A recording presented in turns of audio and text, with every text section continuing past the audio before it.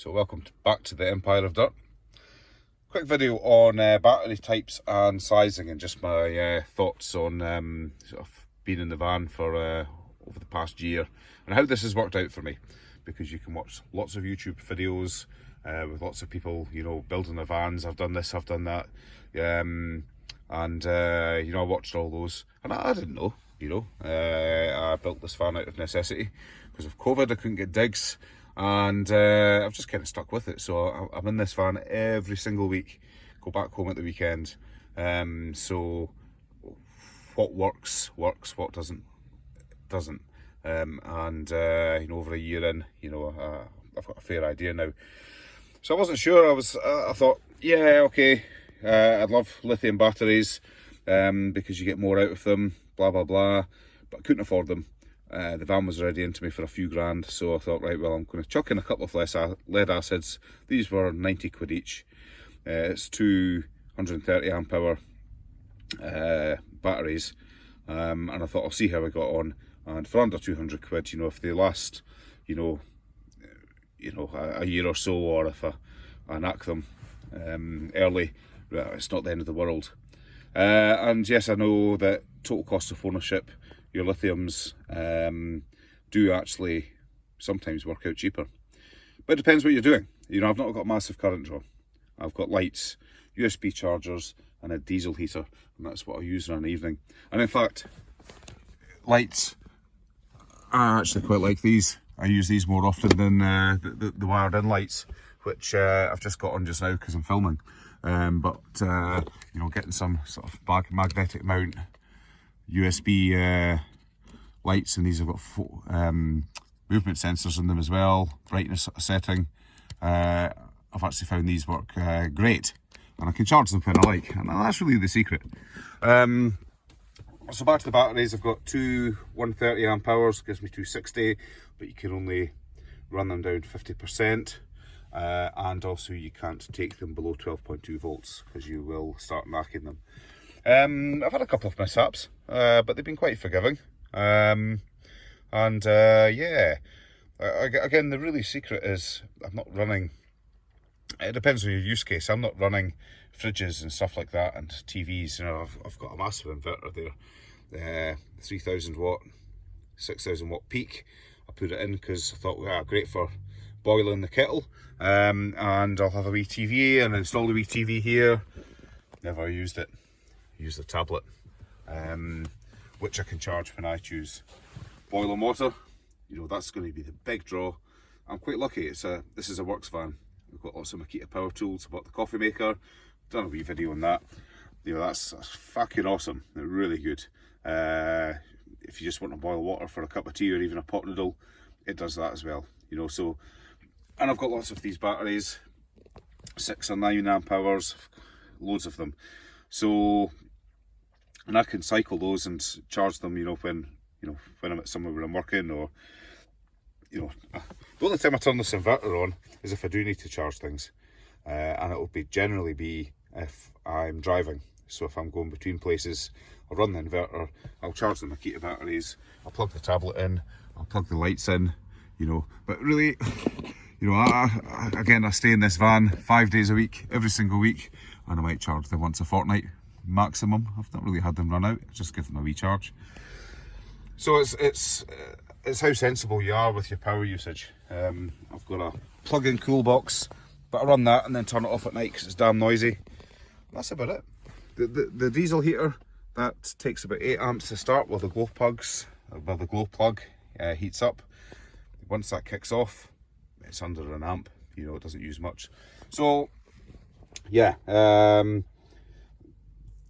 in my particular use case, this has been fine. I'm purely running off 12 volts, and even then, not using much at all. The other reason it kind of put me off lithiums is they don't want to charge under 5 degrees Celsius. So fine if you've got a summer van and you're out all summer and, you know, you've got fridges and stuff like that, you know, that's probably going to be your choice. Come the winter, you know, that van sits, temperature drops, you've then got to put heated mats underneath them, which takes more power. You see where I'm going with this. So really weigh it up. You know, as I say, I'm a year in. these are working absolutely great. Worked in all weathers. I went right through last winter, minus temperatures, and this stuff doesn't miss a beat. Yeah, have a good think about what you're going to use your van for. If you're building a van and you've never done it before, don't just blindly follow YouTube videos and I've got to put the best in, I've got to put the most modern stuff in. You know, it might not be right for you. You know, bang, there goes £1,000.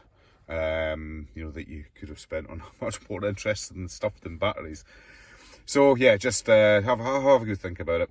And I'm sure there's other videos out there on people who have also got a bit of practical experience after a bit of time too. So sort of seek those videos out. You know, don't just blanket go, right, fuck it, Victron everything. You know, don't get me wrong, it's good.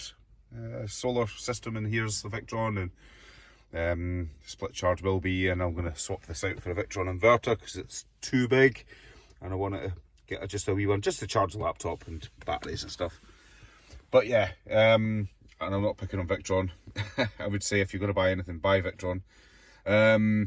But you know, I should probably say, you know, think twice about, you know, lithium ion batteries, or, you know, lipos or whatever, because it might not be the best option. And the most important thing really, if you're the type where the thought of being burned alive in your van scares the shit out of you, have a good think about lithiums, seriously. When they overheat, they have an exothermic reaction, and you ain't putting that fire out. This is an exploding fireball. I've got up there, I've got little tubes filled with liquid which will explode if this goes in fire. Got a wee fire extinguisher down there. If I had lithium ions, forget it, absolutely forget it.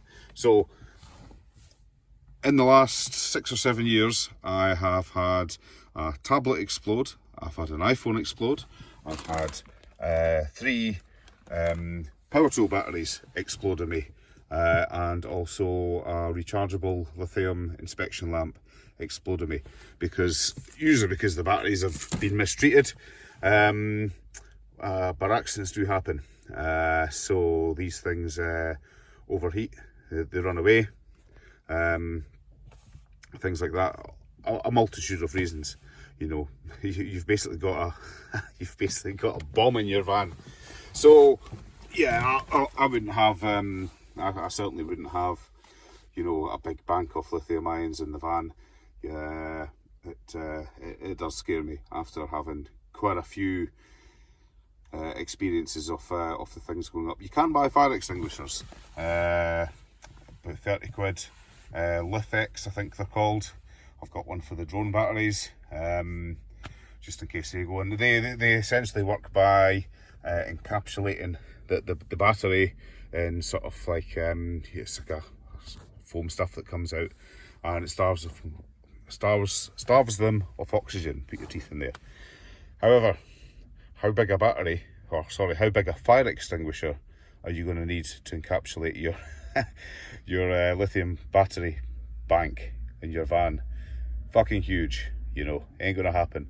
And if one of those goes up, you know, you're getting out and you're running away as fast as you can. So yeah, that's the other consideration. You know, what happens if something goes wrong, even if you have even a minor crash, you know, a minor bump in your van, the forces that can be transferred through components in the van can be massive, and you know, before you know it, the thing's up. So yeah, have a good think about that. It's a big consideration. So yeah, I hope you found this useful anyway. Another wee rant. Keeps me busy on a night time. And any questions, just chuck them below.